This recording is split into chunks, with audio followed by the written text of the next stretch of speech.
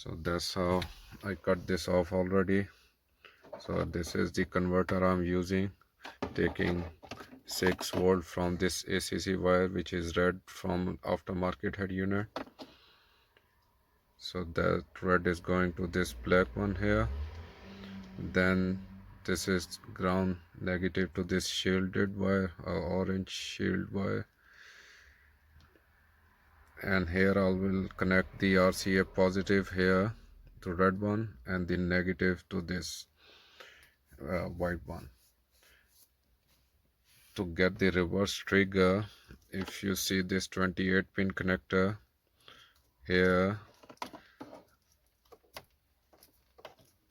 if you hold it like this,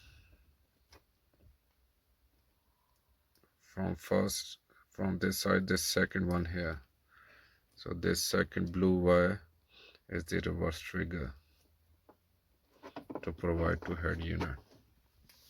I hope it will work. Many of you guys out there who are trying to upgrade their head unit, please don't forget to like and subscribe my channel. Thank you.